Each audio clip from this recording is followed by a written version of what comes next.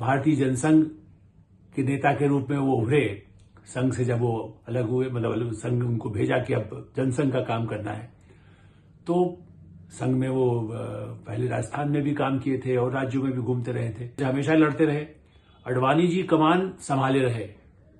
संगठन की और कैसे पार्टी को विजयी मिले, इस तरह की भूमिका उन्होंने लगातार निभाई।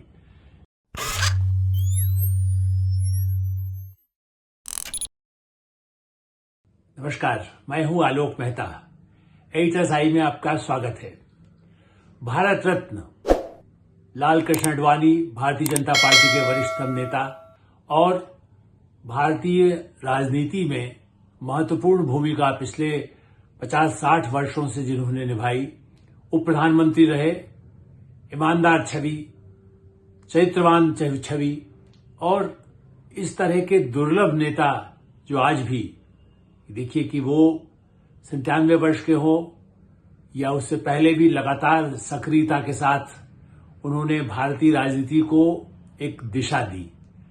संबंधों को निभाया। और इसलिए प्रधानमंत्री नरेंद्र मोदी ने आज स्वयं सोशल मीडिया पर सबसे पहले अनाउंस किया, घोषणा की, लाल कृष्ण आडवाणी, उनको वो निश्चित रूप से बहुत मानते रहे, क्योंकि एक तरह से पार्टी के अध्यक्ष के रूप में जब आडवाणी जी रहे तब भी उनके साथ काम किया, या राष्ट्रीय स्वयंसेवक संघ में खुद नरेंद्र मोदी भी रहे। और लाल कृष्ण आडवाणी जी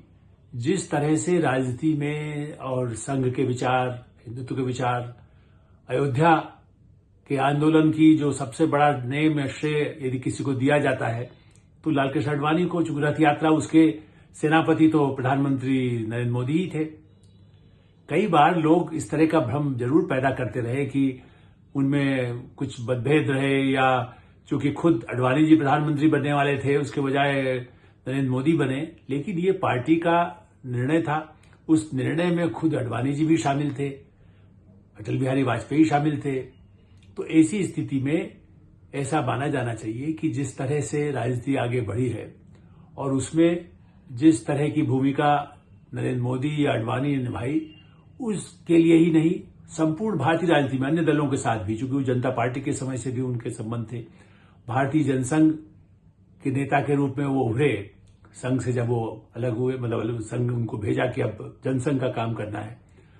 तो संघ में वो पहले राजस्थान में भी काम किए थे और राज्यों में भी घूमते रहे थे, लेकिन दिल्ली में फिर उनको एक भूमिका पार्टी अध्यक्ष के रूप में मिली। उस समय दिल्ली में विधानसभा नहीं होती थी, महानगर परिषद होती थी, और इसलिए अब मैं कुछ बातें उनकी राजनीतिक यात्रा जो है उसके बारे में तो बहुत लोग जानते ही हैं कि वो क्या क्या रहे, कब मंत्री रहे, कितनी बार लोकसभा का चुनाव लड़ा, कितनी बार राज्यसभा में रहे। मैं उससे अधिक कुछ अपनी ही बातें, यादें, जो उनके साथ मुलाकातें मेरी होती रही, और ये भी बताऊं पत्रकार के नाते, आलोचनात्मक टिप्पणियां पार्टी पर या कामकाज को लेकर के हमने लिखी भी हों, लेकिन उन्होंने कभी कटुता नहीं दिखाई। मैंने यहां तक कि परिवार के, जब हम बेटियों की, मेरी 2 बेटियों की शादी हुई, तब भी वो स्वयं आए आशीर्वाद देने के लिए। आप इससे कोई, उनको ये उनका मानना था कि कोई मतभिन्नता होती है तो कोई बात नहीं, मतभेद हो सकते हैं, विचारों की है, लेकिन व्यक्तिगत हमारी कोई कटुता थोड़ी है, हमारे संबंध थोड़ी खराब है। और चूंकि मेरा उनसे परिचय, आप समझिए कि जिस समय वो भारतीय जनता पार्टी की जनसंघ था 72 में, जब मैं संवाददाता रहा हिंदुस्तान समाचार में, और हिंदुस्तान समाचार तो संघ की मानी जाती थी उस दृष्टि से भी, केदारनाथ साहनी, विजय कुमार मल्होत्रा और आडवाणी जी, ये दिल्ली के बड़े प्रमुख नेता थे। मदन लाल खुराना उसके बाद आए। तो आडवाणी जी में तब भी बहुत ही सहजता और जमीनी काम करने का जो था। इमरजेंसी में जब वो जेल गए तो मेरा परिचय तो था उनसे पहले, इमरजेंसी के पहले से ही थोड़ा, पत्रकार के नाते। तब मैं साप्ताहिक हिंदुस्तान और एक मॉर्निंग को अखबार निकलता था हिंदुस्तान टाइम्स ग्रुप का। जिस समय वो जेल से छूट कर आए तो आप समझिए कि पहला इंटरव्यू शायद और किसी भी अखबार में आपको उस समय के रिकॉर्ड यदि कोई निकालेगा कहीं, क्योंकि वो गूगल में तो नहीं मिलता है, फाइलों में भी कोई जाकर देखेगा, तो वो अखबार मॉर्निंग को एक टेबलॉइड किस्म का अखबार था, डेली अखबार, हिंदुस्तान टाइम्स का ही। उसमें मैंने एक तरह से आप देखिए 1, 2, 3, 4, 5 पूरे 5 कॉलम में उनका इंटरव्यू, उस चूंकि साप्ताहिक हिंदुस्तान तो बाद में आता,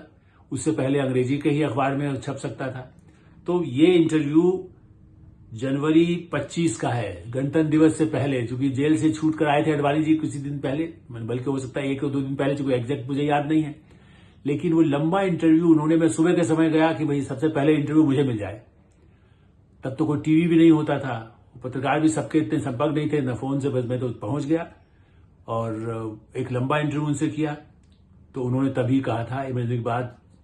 तब तक इमरजेंसी पूरी तरह से खत्म नहीं हुई थी, चुनाव का खाली संकेत मिल गया था कि भाई अब चुनाव मार्च में होना है, और उसका हेडिंग यही था, वी आर फॉर डेमोक्रेसी, हम लोकतंत्र के लिए हैं, पार्टी से ऊपर उठकर। इसीलिए जनसंघ, मतलब जो प्रमुख नेता होने के नाते भी उनका जनता पार्टी में एक तरह से विलय हुआ, दूसरी सब सोशलिस्ट पार्टी आ गई, कांग्रेस के नेता भी आ गए, चूंकि जनता पार्टी बनी चुकी थी। ऐसी स्थिति में उन्होंने उस पार्टी को कैसे खड़ा करके जिताया जाए। अटल बिहारी वाजपेयी तो लोकसभा का चुनाव जिस तरह से हमेशा लड़ते रहे, अडवाणी जी कमान संभाले रहे संगठन की, और कैसे पार्टी को विजयी मिले, इस तरह की भूमिका उन्होंने लगातार निभाई। फिर सूचना प्रसारण मंत्री बने, तो वो मूलतः पत्रकार भी, मतलब संघ के काम के अलावा, समाज सेवा के काम के अलावा, और प्रचारक के बाद जैसे एक भूमिका परिवार वाला भी उनका हो गया था, विवाह भी उन्होंने कर लिया था, जिसे संघ से मुक्त होने के बाद एक तरह से जब पार्टी में आ जाता है, संघ में यदि प्रचारक ही रहते तो शायद विवाह नहीं करते। उसके बाद उनका विवाह था, अपनी बेटी प्रतिभा, जयंत बेटे, और उस सब परिवार के अलावा साथ में वो पूरा जिम्मेदारी उनके लिए, परिवार पूरा, न संघ परिवार बल्कि भारतीय जनसंघ और भारतीय राजनीति में जो सुशीलता वाले लोग हैं, तो जनता पार्टी के लिए उन्होंने खूब जम करके काम किया। और इसलिए जब जनता पार्टी की सरकार बनी तो मोरारजी देसाई के नेतृत्व में प्रधानमंत्री जब बने, तो सूचना प्रसारण मंत्री का दायित्व लाल कृष्ण आडवाणी जी को मिला। और तब भी मुझे उनके साथ इंटरव्यू के अवसर मिले, बल्कि पहला एक जब बड़ा इंटरव्यू हुआ तो हमारे संपादक मनोहर श्याम जोशी ने कहा कि अरे नहीं, खाली अकेले नहीं, मैं भी चलूंगा आडवाणी जी के पास। अटल जी से उनका परिचय था, आडवाणी से नहीं था। तो हम उनके पास गए और एक लंबा इंटरव्यू, आज भी मेरे पास उसकी प्रति है, जैसे मॉर्निंग इको की प्रति भी आज भी मेरे पास रखी है। तो पत्रकारों के साथ संवाद रखना, और उसमें जो बात सवाल हो, तीखा सवाल हो, कड़वा सवाल हो, और खास करके उस समय तो प्रसार भारती आज जो स्वायत्तता मीडिया में है, जिसको कहते कि टेलीविजन ब्रॉडकास्टिंग में, तो वो लाल कृष्ण आडवाणी जब सूचना प्रसारण मंत्री बने तब उन्होंने बाकायदा कमेटी बनाई। बीजी वर्गीस उसके प्रमुख भी रहे, जो बड़े संपादक रहे नए एक्सप्रेस के भी, और उनसे भी हमारा चूंकि बहुत ही एडिटर्स गिल्ड के नाते भी रहा। तो जिस तरह से आडवाणी जी पत्रकारों का सम्मान करते थे, राजनीति का तो सब आपको सुना देंगे कि पार्टी के लिए संगठन में किसको क्या मदद किया, किसको मुख्यमंत्री बनाया, किसको प्रधानमंत्री बनाने में मदद किया, वो सब तो उनकी भूमिका थी ही। लेकिन एक अभिव्यक्ति की स्वतंत्रता, ईमानदारी और चरित्र पर जोर देना, और जो मतभेद पार्टी के भी लोग हो, आडवाणी जी का विरोध करके उमा भारती ने कितना विद्रोह किया, लेकिन उसके बाद भी उनको फिर स्वीकार किया, उनको मुख्यमंत्री बनने के लिए पूरा सहयोग किया, बनवाया, और बाद में भी केंद्रीय मंत्री बनने में भी सभी उनका आशीर्वाद उमा भारती जी को। और उससे भी अधिक सुषमा स्वराज, जिनको मैं याद करता हूं कि उसी पद चिन्हों पर, चूंकि जनता पार्टी जिस समय बनी, सुषमा स्वराज भी उसी समय राजनीति में, मतलब जब की आंदोलन का मुझे आज भी याद है, जब जो जनसभा हुई थी उसमें बहुत ही जो जोरदार भाषण देने वालों में, अटल जी के बाद ये देखा जाए तो आडवाणी जी उतने प्रमुख नहीं, लेकिन बोलने में सुषमा स्वराज, लेकिन सुषमा स्वराज को हमेशा आडवाणी जी ने पूरा समर्थन दिया, उनको आगे बढ़ाया। कितने ही ऐसे नेता हैं, मैंने अनगिनत जिसको कह सकते हैं, मोदी जी का नाम तो आता ही है, लेकिन इसके साथ चाहे वो गडकरी जी हों, चाहे राजनाथ सिंह हो, जो पार्टी के अध्यक्ष उनके बाद भी बने। डॉक्टर मुरलीधर जोशी के बारे में माना जाता है कि भाई देखिए इनमें अलग अलग भिन्नता भी रही होगी, लेकिन सबने साथ में मिलकर काम किया। आडवाणी जी में उदारता थी, और जिस समय अयोध्या की रथ यात्रा के लिए उन्होंने नरेंद्र मोदी जी को ही अपने सेनापति बनाया, एक तरह से पूरी उसकी बागडोर सौंपी थी कि रथ यात्रा का पूरा कामकाज वो देखेंगे, और नेतृत्व तो नेचुरली आडवाणी जी का था। आज अयोध्या में भव्य मंदिर के निर्माण का इस उम्र में भी उनको सबसे अधिक खुशी यदि हुई होगी, क्योंकि उनके बनाए हुए इस आंदोलन से विश्व हिंदू परिषद तो थी ही, और देश भर के जिन लोगों ने इसे योगदान दिया, जिन्होंने पार्टी के लोगों ने काम किया, वो तो अपनी जगह है, लेकिन उसे एक राजनीतिक, उसके बिना ये नहीं होगा यदि आंदोलन उस रूप में नहीं होता। तो उन्होंने आंदोलन किया, और आज उसके लिए मंदिर बन गया है। तो भारत रत्न दिए जाने पर मेरा ख्याल है कि सभी समुदाय के लोग, और ये सही है कि जैसा हमने कहा कि पार्टियों के बीच भिन्नता रही, चाहे वो जगजीवन राम के समय कांग्रेस फॉर डेमोक्रेसी रही जनता पार्टी में, चरण सिंह अलग सोचते थे, सोचते जॉर्ज फर्नांडिस वो तो संघ के साथ संबंध हो इसीलिए भारतीय जनता पार्टी को तोड़ा ही था। लेकिन बाद में जब अटल जी की सरकार आई और खुद अडवाणी जी उप प्रधानमंत्री, गृह मंत्री, लेकिन जॉर्ज फर्नांडिस कंधे से कंधा मिलाकर उनके साथ काम कर रहे थे रक्षा मंत्री के रूप में, उद्योग मंत्री के रूप में भी जनता पार्टी के समय में थे जब जनता पार्टी की सरकार थी। लेकिन उसके बाद जब सरकार बनी अटल जी की तो उसमें भी जॉर्ज फर्नांडिस को रखा। ऐसा नहीं है कि वो कहते कि ये सोचते यही तो लोग छोड़ के गए थे, अडवाणी जी विरोध कर सकते थे, लेकिन नहीं, उन्होंने जो संघर्ष करने वाले और ईमानदार छवि चूंकि फर्नांडिस की भी थी, मधुली में मधु दंडवते तो सोशलिस्ट विचारों के साथ भी, कर्पूरी ठाकुर जी के साथ भी जिन्हें अभी भारत रत्न मिला है, उसी तरह से भारत रत्न के लिए जो योग्य, जिसको कह सकते हैं कि जो सरकार का फैसला है, वैसे ठीक है जो बड़े बड़े नेताओं को, प्रधानमंत्रियों को मिला है, प्रधानमंत्री न बन करके भी कर्पूरी ठाकुर जी को मिला, प्रणब मुखर्जी को तो राष्ट्रपति रहने के बाद मिला। लेकिन उसके हिसाब से यदि आप देखें, और इसलिए पद्म भूषण का सम्मान जब राष्ट्रपति प्रणब मुखर्जी थे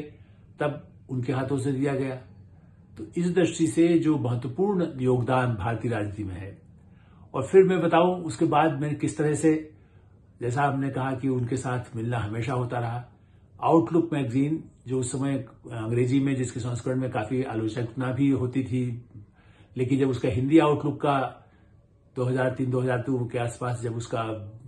शुरू किया गया, उसका लोकार्पण जैसे कह सकते लॉन्च किया गया, वो पहला जो इशू निकलना था, और उसके लिए जब अडवाणी जी को आमंत्रित किया गया, भैरव सिंह शेखावत उपराष्ट्रपति थे, वो भी आमंत्रित थे, प्रमुख अतिथि, और अडवाणी जी, सुषमा जी और कई नेता। लेकिन उसमें अडवाणी जी आए मेरे निमंत्रण पर बाकायदा, और पहले कह रहे मैं मंच पर बैठेंगे, नहीं बैठे उनके सहयोग। मैंने कहा नहीं, अरे मंच पर कैसे नहीं, जब उस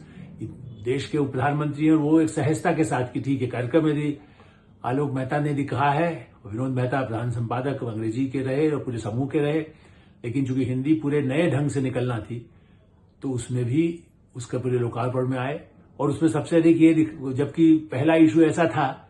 जिसमें ये बताया गया कि अटल बिहारी वाजपेयी सबसे अधिक लोकप्रिय है अडवाणी जी के मुकाबले में ही, लेकिन उससे उन्हें खुशी हुई। उनको मालूम है कि अटल जी जनता के बीच में उतने ही लोकप्रिय रहे हैं जो उनके मुकाबले में। अडवाणी जी कभी भी ये नहीं मानते थे कि मुझे उनसे, कई लोग कहते थे कि भाई उनमें आपस में भिन्नता हो सकती है विचारों की, जब घर में परिवार में से होता है